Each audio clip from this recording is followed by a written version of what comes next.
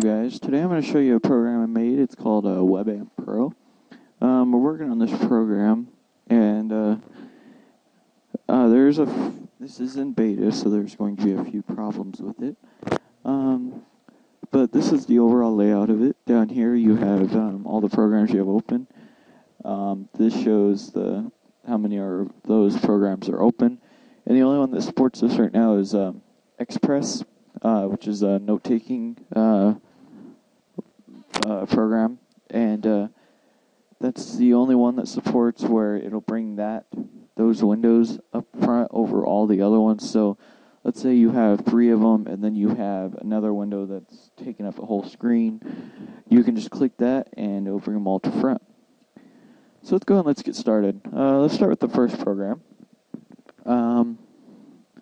It's called Web Window. Not sure if this program is going to stay or not, but we will see. Most likely there will be an update by, I'm hoping, Tuesday. Yeah, I'm hoping Tuesday. It's just a simple web browser. No tabs at this time. We're working on it. Bookmarks is not available at this time either. You know, again, it's in beta, just like the actual program, but this inner program is in beta. So I'm just going to minimize it. Oops. Minimize that. Okay, the next program I want to show you is Express. Now, this program has some major problems in XP. I have another video that shows that. I'm pretty sure I won't fit it into this one because this one's probably going to be pretty long. Now, we do know about this question mark. We're going to try and change that to a minimize icon. There are a few bugs when you're minimized it. Trying to get it down here, trust me, it's all wild. So, this is just a basic program.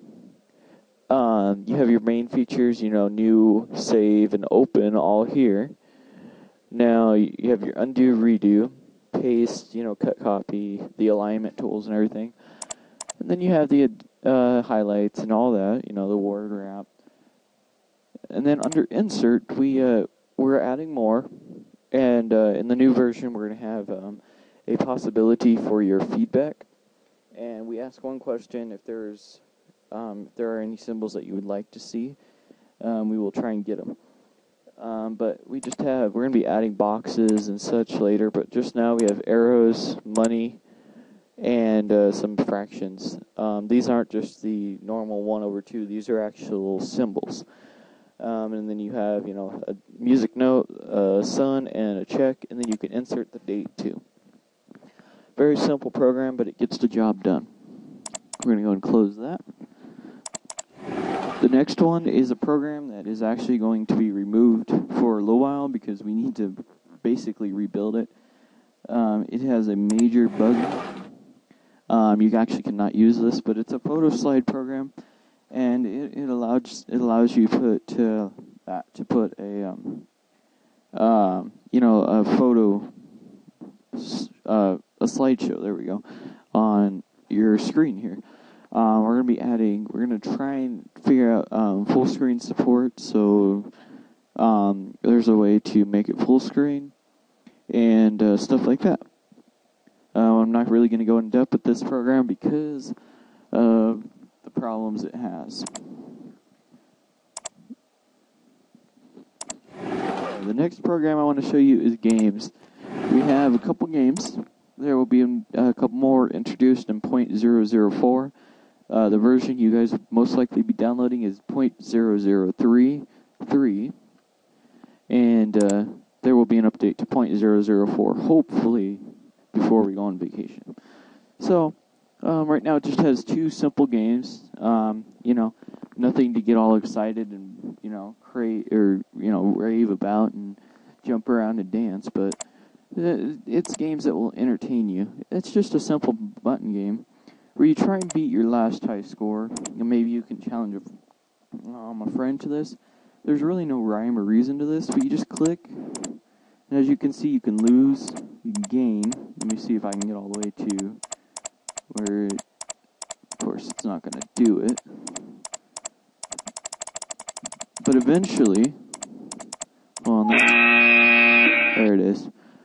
it just says you went too far. So, if you click and, you're at a pretty good score, and then all of a sudden you get this message, it resets everything. It's just kind of like a strategy, not really strategy game, but it'll keep you entertained for a little while if you're waiting on something or something like that. Next one is tic-tac-toe. This one does require 2 players.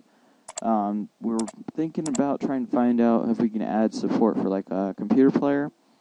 But games aren't really our focus right now.